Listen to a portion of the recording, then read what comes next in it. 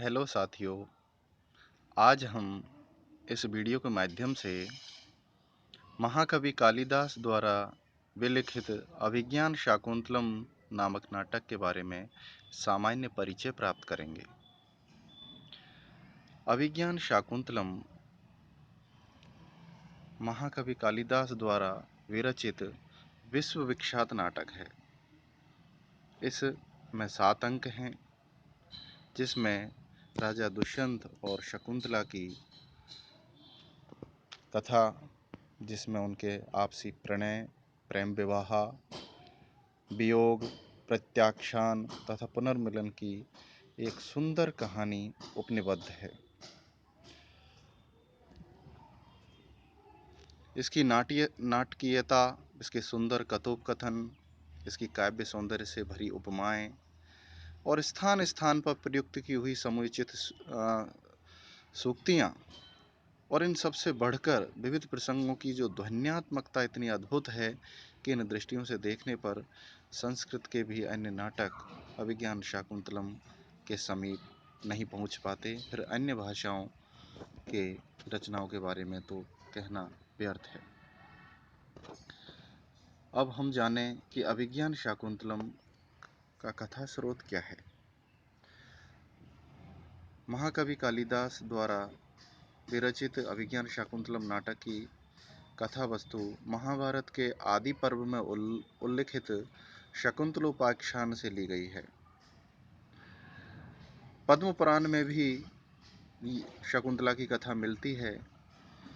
वह महाभारत की अपेक्षा शकुंतला की कथा से काफ़ी निकट भी प्रतीत होती है, किंतु विंटरनित्ज आदि विद्वानों का मानना है कि इस नाटक की कथा पद्म पुराण से ली है। परंतु विद्वानों का कथन है कि पद्म पुराण का यह भाग शकुंतला की रचना के बाद में लिखा गया है और बाद में प्रक्षिप्त प्रतीत होता है। अतः यही मानना ठीक रहेगा कि महाकवि कालिदास द्वारा अपनी कथा का जो मूल स्रोत है वह महाभारत के आदि पर्व में उल्लिखित शकुंतलोपाख्यान ही है। अभिज्ञान शाकुंतलम के जो पात्र हैं उनके बारे में हम सामान्य जानकारी प्राप्त करें। अभिज्ञान शाकुंतलम नाटक अपने चरित्र चित्रण और पात्रों के समायोजन की दृष्टि से भी अपना महनीय स्थान रखता है। नाटक का नायक दुष्यंत है, जो हस्तिनापुर का राजा है। नाटक की नायिका शकुंतला है, जो राजऋषि विश्वामित्र और मेनका नाम की अप्सरा की पुत्री है और महर्षि कण्व अपने आश्रम में ला करके उसको पालते हैं, इसलिए वह महर्षि कण्व की पालित पुत्री है। प्रियंवदा और अनुसुईया ये दोनों शकुंतला की सखियां हैं, जो महर्षि कण्व के आश्रम में रहती हैं और शकुंतला के हर सुख दुख की साथी होती हैं। शारंग्रव और शारदवत ये दोनों महर्षि कण्व के शिष्य हैं और शकुंतला के धर्म भ्राता हैं। जब महर्षि कण्व अपनी गर्भवती पुत्री शकुंतला को अपने पति के घर यानी दुष्यंत की राजधानी भेजते हैं, तो शारंग्रव और शारदवत और वृद्धा तापसी ही उसको लेकर के जाती हैं। एक प्रमुख पात्र है वृद्धा तापसी का, जो महर्षि कण्व के आश्रम की ही वृद्धा तापसी है। वह शकुंतला की माता की भांति ही देखभाल करती है, सार संभाल करती है।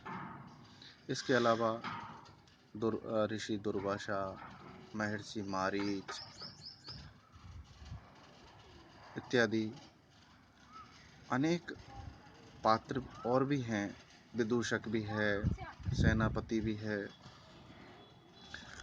लेकिन जो प्रमुख पात्र हैं वो यही हैं। अब अभिज्ञान शाकुंतलम का जो कथा सार है उसके बारे में हम सामान्य जानकारी प्राप्त करें। हस्तिनापुर राजा दुष्यंत एक बार आखेट यानी शिकार के लिए रथारूढ़ होकर के एक मृग का पीछा करते हुए जंगल में जाते हैं। रास्ते में वह दूर जाता हुआ महर्षि कण्व के आश्रम के समीप पहुंच जाते हैं और वहाँ पर ब्रह्मचारियों के द्वारा राजा को और हिरण को मारने से रोका जाता है कि यह आश्रम का मृग है, महाराज इसे आप न मारें। और आप बहुत थक गए होंगे, अतः आप जलपान करने के लिए, थोड़ा विश्राम करने के लिए आप आश्रम में पहुँचें। इस प्रकार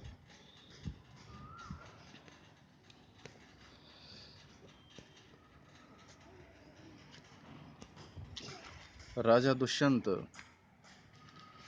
आश्रम में महर्षि कर्ण के दर्शनार्थ जाते हैं।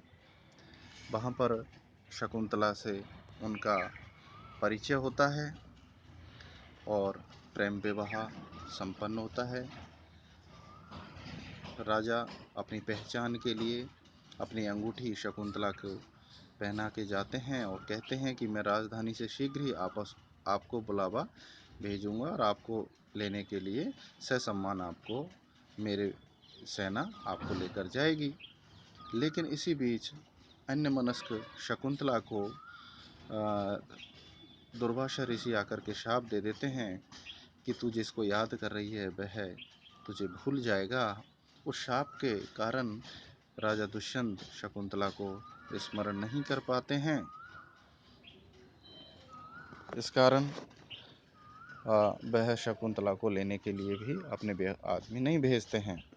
लेकिन महर्षि कण्व जो समय अनुपस्थित थे, जब शची तीर्थ से वापस लौटते हैं और अपने योग बल से अपनी पालित पुत्री शकुंतला को गर्भवती जानते हैं, तब वे उसको ससम्मान उसके पति दुष्यंत के पास भेजते हैं। लेकिन जब शारंगरव, शारदबद और वृद्धा तापसी शकुंतला को लेकर के राजा दुष्यंत की राजधानी पहुंचते हैं, तब सभा मंडप में राजा दुष्यंत शकुंतला को पहचानने से मना कर देते हैं। इससे आहत शकुंतला बहुत रोती है, बिलखती है। अंत में उनकी माँ के द्वारा उसको वहाँ से अंतर्ध्यान करके महर्षि मारीच के आश्रम में ले जाती है। लेकिन कुछ दिनों के बाद जो अंगूठी थी दुष्यंत के द्वारा दी हुई, एक धीवर के माध्यम से उसके पास पहुंचती है और उस अंगूठी को देख करके पुनः संपूर्ण वृत्तांत उसे याद आ जाता है। संपूर्ण वृत्तांत को याद करके राजा दुष्यंत बहुत दुखी होता है, पश्चाताप करता है, अपनी गलती पर बहुत पछताता है। इसी बीच घटनाक्रम आगे बढ़ता है और राजा दुष्यंत को देवासुर संग्राम में सहायतार्थ के लिए वहाँ पर बुलाया जाता है। जब राजा दुष्यंत देवासुर संग्राम से वापस लौटते हैं देवताओं की सहायता करके, तो मार्ग में मारीच ऋषि का आश्रम आता है और वो भगवान मारीच के दर्शन करने के लिए जब उनके आश्रम पहुँचते हैं, तो वहाँ पर शकुंतला से उनका मिलन होता है। वे अपनी गलती के लिए क्षमा मांगते हैं, तो महर्षि मारीच दोनों को समझाते हैं और दोनों को साथ में रथारूढ़ होकर के राजधानी लौटते हैं। वहाँ पर दोनों सुखपूर्वक राज का शासन करते हैं। बाद में उनके पुत्र भरत, जो उनकी संतति है, जिसके नाम पर हमारे देश का नाम भारत पड़ा है, उसके अपना संपूर्ण साम्राज्य सौंप करके और तपोवन में चले जाते हैं। इस प्रकार इस संपूर्ण नाटक की यह कथा है, जिसकी सामान्य जानकारी आज हमने यहाँ प्राप्त की है। अब इस नाटक के जो कुछ मार्मिक प्रसंग हैं, जो पाठक को सीधे दिल को छूते हैं, दिल में गहरे उतर जाते हैं, वो प्रमुख अंश हैं कि अभिज्ञान शाकुंतलम में अनेक मार्मिक प्रसंगों का उल्लेख किया गया है। एक उस समय जब दुष्यंत और शकुंतला का प्रथम मिलन होता है, और दूसरा उस समय जब महर्षि कण्व शकुंतला को अपने आश्रम से पति गृह के लिए विदा करते हैं। उस समय तो स्वयं महर्षि कण्व कहते हैं कि मेरे जैसे ऋषि को अपनी पालिता कन्या में यह मोह है, तो जिनकी औरस पुत्रियां पति गृह के लिए विदा होती है, उस समय उनकी क्या स्थिति होती होगी, यह बहुत ही चिंताजनक है। तीसरा प्रसंग है शकुंतला का दुष्यंत की सभा में उपस्थित होना और दुष्यंत को उसके द्वारा उसको पहचानने से इनकार करना। चौथा प्रसंग है उस समय का है जब मछुआरे को से प्राप्त दुष्यंत की अंगूठी राजा दुष्यंत को मिलती है तब उनकी बहुत ही दयनीय स्थिति होती है। और 5वां प्रसंग है महर्षि मारीच के आश्रम में, जब दुष्यंत और शकुंतला का आपसी मिलन होता है। अभिज्ञान शाकुंतलम के बारे में विद्वानों के बीच में यह प्रसिद्ध कथन प्रचलित है कि काव्येषु नाटकम रम्यम तत्र रम्या शकुंतला, काव्येषु नाटकम रम्यम तत्र रम्या शकुंतला, तत्रापि च चतुर्थो अंक तत्र श्लोक चतुष्टयम्। अर्थात काव्य के जितने भी प्रकार हैं उनमें नाटक विषय सुंदर होता है, और नाटकों में भी काव्य सौंदर्य की दृष्टि से अभिज्ञान शाकुंतलम का नाम सबसे ऊपर है। अभिज्ञान शाकुंतलम का नाम सर्वश्रेष्ठ है। अभिज्ञान शाकुंतलम में भी जो उसका चौथा अंक है वह बहुत ही महत्वपूर्ण है, सर्वश्रेष्ठ है। और इस चौथे अंक में भी जो 4 श्लोक हैं वह बहुत ही रमणीय हैं।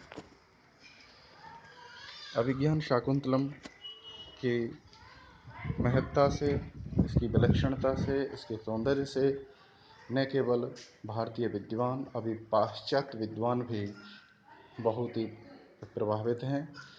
इसके संबंध में जर्मन कवि गेटे कहते हैं कि यदि तुम युवावस्था के फूल और प्रौढ़ावस्था के फल और अन्य ऐसी सामग्रियां एक ही स्थान पर खोजना चाहो जिससे आत्मा प्रभावित होता हो, तृप्त होता हो और शांति पाता हो, अर्थात यदि तुम स्वर्ग और मर्त्यलोक को एक ही स्थान पर देखना चाहते हो तो मेरे मुख से सहसा एक ही नाम निकल पड़ता है, शाकुंतलम। शाकुंतलम महान कवि कालिदास की एक अमर रचना। तो साथियों, आज हमने अभिज्ञान शाकुंतलम का सामान्य परिचय प्राप्त किया। आशा है आप सभी इससे लाभान्वित हुए होंगे। आगे के वीडियो में हम अंकवार इसका अध्ययन करेंगे। धन्यवाद।